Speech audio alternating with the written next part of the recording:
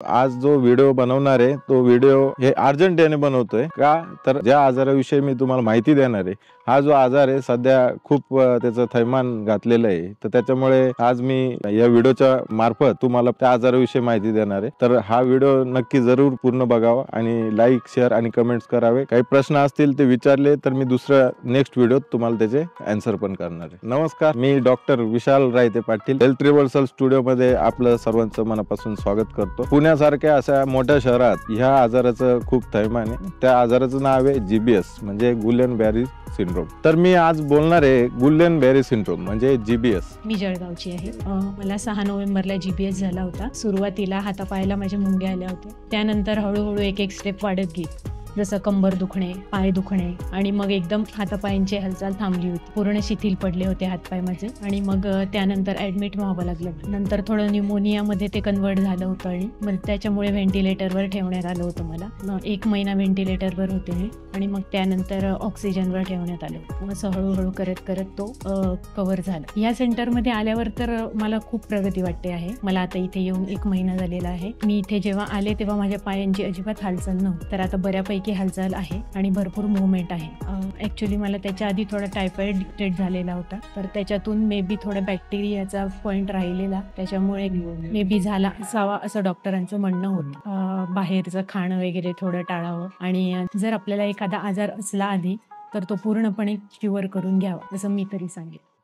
Gulen-Barré syndrome म्हणजे काय? Gulen-Barré syndrome या सिंड्रोमचा जो शोध आहे हा जो आपल्या युरोपियन देशात लागलाय, म्हणजे गुलेन-बॅरी स्टोईल या 3 शास्त्रज्ञांनी त्या सिंड्रोमचा शोध लावलाय। मेन म्हणजे मला याच्यावर बोलण्याचं कारण असं की या आजारात पेशंट पूर्ण पॅरलाइज होतो आणि मी माझ्याकडं रोज बघतो, म्हणजे आता पण माझ्याकडं एक 5 वर्षाचा मुलगा आहे, नंतरून एक 30 वर्षाची महिला आहे, दोघं पण ॲडमिट आहे। तर गुलेन-बॅरी सिंड्रोम या आजाराबाबतीत आपण बोलूया। तर गुलेन-बॅरी सिंड्रोम हा असा आजार आहे, गुलियन, बॅरी आणि स्टोईल हे 3 शास्त्रज्ञ होते। या 3 शास्त्रज्ञांनी तो शोधून काढलेला हा सिंड्रोम आहे। 1961 मध्ये या सिंड्रोमची शोध लागला।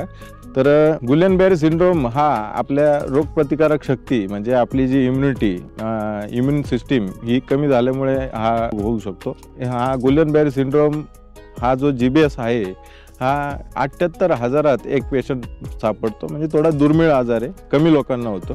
तर इम्युनिटी कमी झाल्यामुळे किंवा गुलेन-बॅरी सिंड्रोम होण्यामागचे कारण काय? एक पहिली गोष्ट तर मी सर्व माझ्या प्रेक्षकांना सांगाल, जर कोणाला व्हायरल इन्फेक्शन असेल किंवा म्हणजे गुलेन-बॅरी सिंड्रोम जो हा होतो हा bacterial infection, viral infection, immunity आपली शरीराची रोगप्रतिकारक शक्ती कमी झाल्यामुळे होतो। ज्याला कोणी व्हायरल इन्फेक्शन होत असेल किंवा बॅक्टेरियल इन्फेक्शन असेल तर त्यांनी वेळ न घालवता त्वरित डॉक्टरांची मेडिसिन औषधं हे करावे। या सिंड्रोममध्ये म्हणजे पेशंटला त्रास काय होतो? एक म्हणजे इम्युनिटी कमी असल्यामुळे खूप अशक्तपणा असतो, नंतर हातपाय दुखतात, नंतर हा जो पॅरालिसिस आहे म्हणजे हा असेंडिंग पॅरालिसिस असतो, पायापासून हृदयापर्यंत आपल्या गळ्यापर्यंत येतो आणि जेवढ्या दिवस इथपर्यंत यायला लागले तेवढ्या दिवस तो तिथे राहतो, नंतरून तो हळूहळू रिकवर होतो।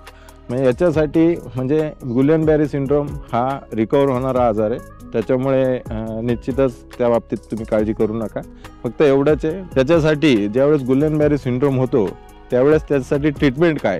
एक पहिली गोष्ट म्हणजे इंजेक्शन इम्युनोग्लोबिन IVIG आणि दुसरी गोष्ट म्हणजे प्लाझ्मा एक्सचेंज। प्लाझ्मा एक्सचेंज म्हणजे डायलिसिसद्वारे फिल्टर आपण हे करून म्हणजे जो प्लाझ्मा एक्सचेंज करतो, या 2 ट्रीटमेंट आहे। ते झाल्यानंतर एक म्हणजे मेन मूळ विषय, हे सगळे ट्रीटमेंट झाल्यानंतर लवकरात लवकर जर IVIG किंवा ट्रीटमेंट झाली तर पेशंट याच्यातून लवकरात लवकर बाहेर येण्याची हे असतो। आणि जर पॅरलाइज झाल्यानंतर त्याच्यासाठी या ज्या पेशंटसाठी सर्वात महत्त्वाचं नंतर रिहॅबिलिटेशन आहे। या रिहॅबिलिटेशन याच्यात एक पहिली गोष्ट फिजिओथेरपी, स्पीच थेरपी, नंतरून मी जे करतोय ॲक्युपंक्चर, नंतर मसाज, स्टीम, आयुर्वेदिक ट्रीटमेंट, या सगळ्या गोष्टीं थ्रू गुलेन-बॅरी सिंड्रोममध्ये पेशंटची रिकव्हरी करण्यासाठी खूप चांगली मदत होते। म्हणजे अक्षरशः सांगायचं ठरलं तर 2016-15 मध्ये माझ्या स्वतःच्या काकांना जीबीएस झाला होता त्यावेळेस तो खूप रेअर होता, मला माहीत पण नव्हतं, मी त्यावेळेस डॉक्टर पण नव्हतो. मी माझ्या घरात स्वतः बघितलेलं पेशंट आहे, त्यावेळेस सगळ्या गोष्टी सगळ्या फेस केलेल्या आहे. त्याच्यामुळे मला आज या व्हिडिओच्या मार्फत तुमच्याशी बोलूशी वाटलं. तर निश्चितच काळजी घ्या. काही पण तुम्हाला वाटलं तर जरूर कमेंट करा, सबस्क्राईब करा, लाईक करा आणि शेअर करा. Thank you so much.